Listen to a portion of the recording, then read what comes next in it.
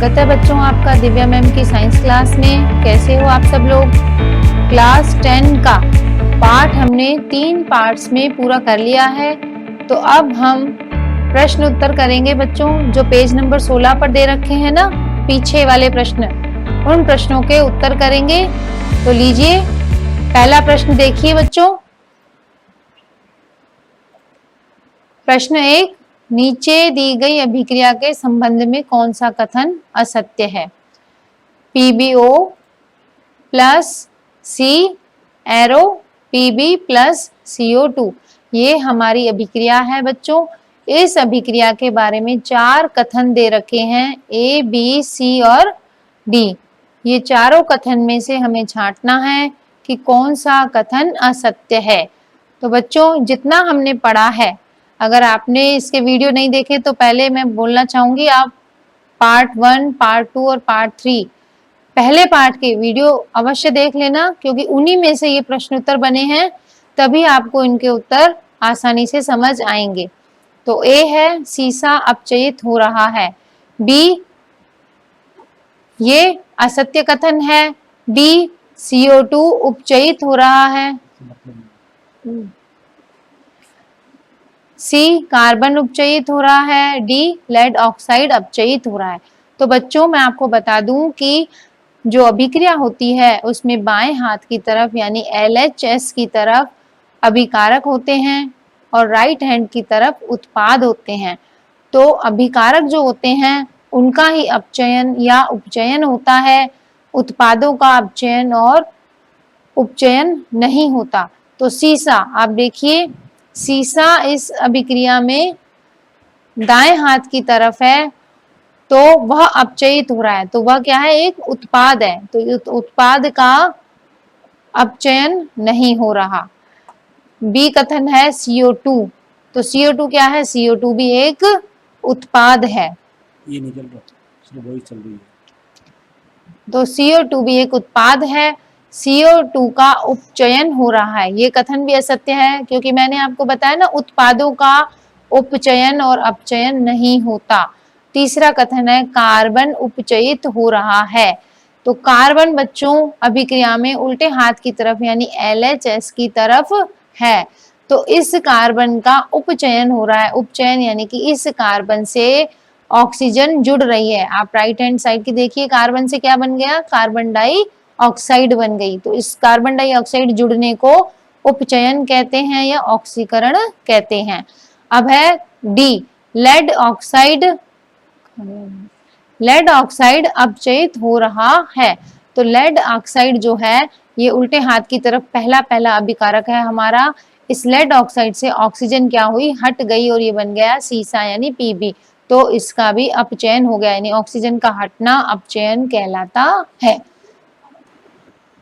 हाँ तो अब देखिए question 2, Fe2O3 plus 2Al arrow Al2O3 plus 2Fe, इस अभिक्रिया में ये बताना है कि अभिक्रिया किस प्रकार की है, ऊपर दी गई अभिक्रिया किस प्रकार की है।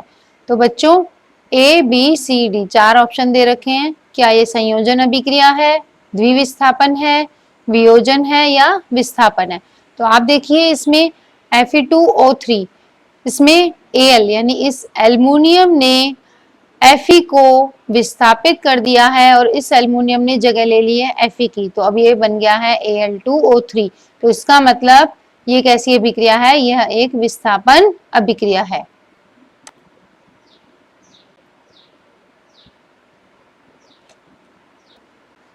प्रश्न 3 देखिए, लौह चूर्ण पर तनु हाइड्रोक्लोरिक अम्ल डालने से क्या होता है। सही उत्तर पर निशान लगाइए। बच्चों यह अभिक्रिया हमने देखी थी, लौह चूर्ण पर तनु हाइड्रोक्लोरिक अम्ल डालने से क्या होता है। इसके 4 ऑप्शन हैं। ए है हाइड्रोजन गैस एवं आयरन क्लोराइड बनता है, बी है क्लोरीन गैस और आयरन हाइड्रोक्साइड बनता है, सी है कोई अभिक्रिया नहीं होती है और डी है आयरन लवण एवं जल बनता है। इसका सही उत्तर है ए, हाइड्रोजन गैस एवं आयरन क्लोराइड बनता है।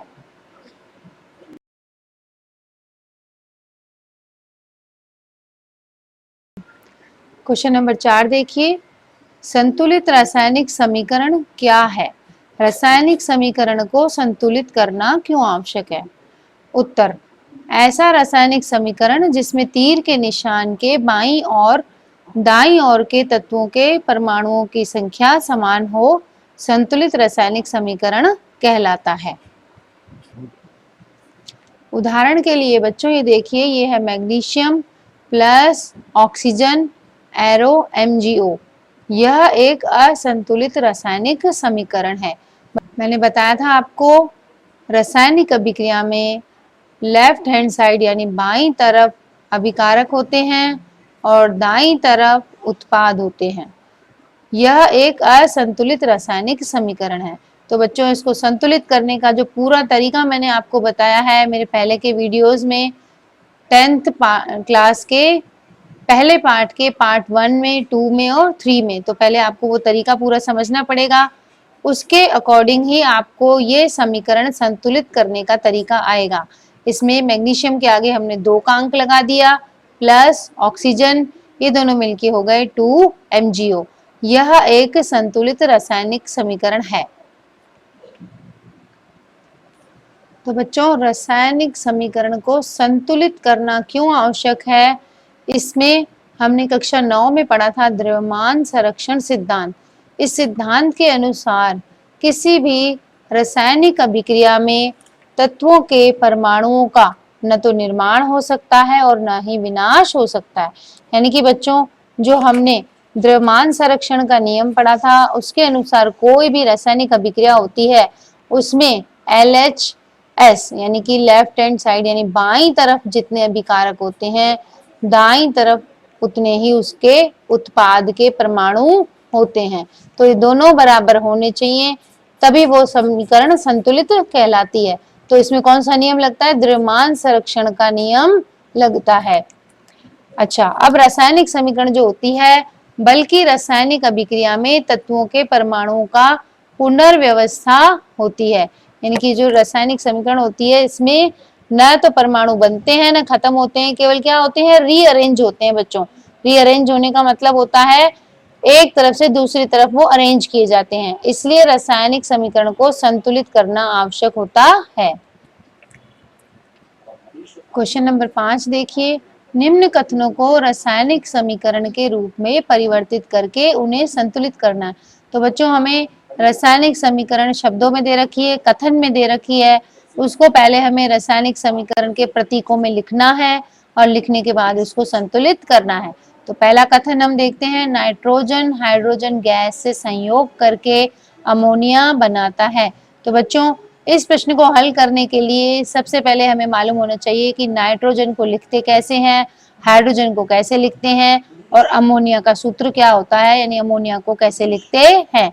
तो इसके लिए आपको प्रैक्टिस करने की आवश्यकता है। बच्चों, आप मेरे साथ साथ इन प्रश्नों के उत्तर करते जाइए और इन प्रश्नों को उत्तर करते करते मैं वादा करती हूँ कि आपको इतना परफेक्ट बना दूंगी विज्ञान में, अगर आपने मेरे पूरे वीडियोस को फॉलो किया अच्छी तरह से, जैसे मैं पढ़ा रही हूँ, जैसे मैं प्रश्न उत्तर करवा रही हूँ। तो जब वर्ष के अंत में आपका कोर्स हो जाएगा तो आप 80 से 90% तक अंक ला सकने में सक्षम होंगे। तो बच्चों, आप मेरे साथ मेहनत करते रहिए और प्रैक्टिस करते रहिए। तो आइए वापस आते हैं अपने क्वेश्चन की तरफ। नाइट्रोजन यानी N2, N2 कैसी होती है? गैस होती है, इसलिए हमने G लिख दिया, प्लस H2, H2 भी गैस होती है, यानी नाइट्रोजन गैस है, ये हाइड्रोजन गैस है, ये दोनों मिलके क्या बना रहे हैं? अमोनिया बना रहे हैं। तो ये समीकरण लिखना तो हमको याद करना पड़ेगा, क्योंकि प्रश्न में हमें सिर्फ ये कथन दिया गया होगा। तो नाइट्रोजन और हाइड्रोजन मिलके क्या बनाते हैं? अमोनिया गैस बनाते हैं, NH3। ये समीकरण हमने लिख दी, यानी इस प्रश्न का एक पार्ट हमने हल कर दिया। इन्होंने कहा था कथन को रासायनिक समीकरण के रूप में परिवर्तित कीजिए। अब दूसरा पार्ट ये कहता है कि उन्हें संतुलित भी करना है अपन को। तो इसी समीकरण को हम संतुलित कैसे करेंगे? N2 प्लस 3H2, हम H2 के आगे 3 लगा देंगे। क्यों लगा देंगे बच्चों? क्योंकि हम दोनों तरफ देखेंगे H के कितने परमाणु हैं। इस तरफ H के 2 परमाणु थे और इस तरफ H के 3 परमाणु थे। तो हाइड्रोजन के 3 परमाणु और यहाँ 2 परमाणु, यानी 1 परमाणु का फर्क आ रहा था, लेकिन 1 परमाणु से गुणा नहीं होता है। यहाँ पर इस तरह से गुणा करेंगे, हम हिट एंड ट्रायल विधि जो मैंने आपको पिछले वीडियो में बताई थी कि हम यहाँ से 2 से 3 से इस तरह से गुणा करते करते पता लगाएंगे कि किस विधि से हमारा यहाँ पर हाइड्रोजन की संख्या और नाइट्रोजन की संख्या दोनों तरफ बराबर हो रही है। जब हमारे दोनों नाइट्रोजन और हाइड्रोजन की संख्या दोनों तरफ बराबर हो जाएगी तो हमारी समीकरण क्या हो जाएगी बच्चों? संतुलित हो जाएगी। तो समीकरण संतुलित करने का और अच्छा तरीका आप मेरे पिछले वीडियो से देख सकते हैं। अब क्वेश्चन नंबर 5 का बी देखिए। हाइड्रोजन सल्फाइड गैस का वायु में दहन होने पर जल एवं सल्फर डाइऑक्साइड बनता है। पहले इसका सूत्र लिखेंगे, समीकरण लिखेंगे। H2S plus O2 arrow H2O plus SO2। अब इस समीकरण को पहले हमें लिखना है, अब इसको संतुलित करना है। तो संतुलित करने के लिए H2S के आगे लगाएंगे 2 plus 3O2 arrow 2H2O plus 2SO2। ये संतुलित समीकरण है। संतुलित समीकरण कैसे करते हैं इसकी पूरी प्रक्रिया पिछले वीडियो में दी गई है।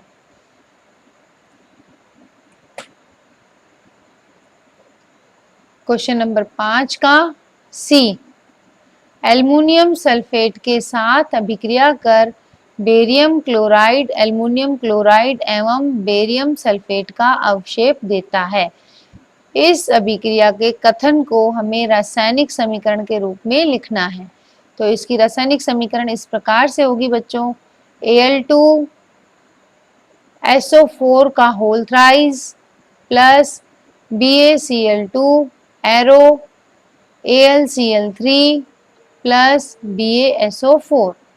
ये इसका समीकरण हो गया रासायनिक रूप से।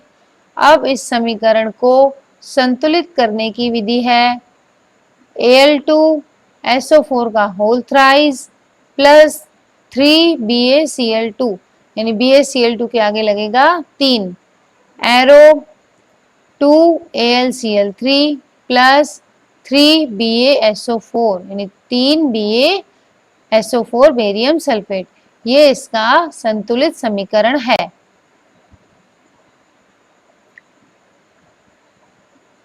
क्वेश्चन नंबर 5 का ही डी है। निम्न कथनों को रासायनिक समीकरण के रूप में परिवर्तित कर उन्हें संतुलित कीजिए। डी, पोटेशियम धातु जल के साथ अभिक्रिया करके पोटेशियम हाइड्रोक्साइड एवं हाइड्रोजन गैस देती है। तो इसका रासायनिक समीकरण बनेगा पोटेशियम यानी K बच्चों, K लिखते हैं पोटेशियम को, प्लस H2O। जल के बारे में आपको बताइए, जल का सूत्र होता है एरो KOH, क्या बना? पोटेशियम हाइड्रोक्साइड प्लस H2 यानी हाइड्रोजन गैस। ये लिखा है ना इसमें हाइड्रोजन गैस, तो हाइड्रोजन गैस। अब इस समीकरण का संतुलित समीकरण कैसे बनेगा? पोटेशियम के आगे लगाएंगे 2, तो समीकरण बनी 2K plus 2H2O arrow 2KOH plus H2। यह इसकी संतुलित रूप से समीकरण है। हाँ तो बच्चों ये थे प्रश्न उत्तर 1 से लेके 5 तक। अब आगे के प्रश्न उत्तरों के लिए आपको अगले वीडियोस जल्दी ही मिल जाएंगे। तो इसी तरह से मेरे साथ 10th क्लास की पढ़ाई करते रहिए। फिर मिलते हैं बच्चों। बाय बाय बच्चों।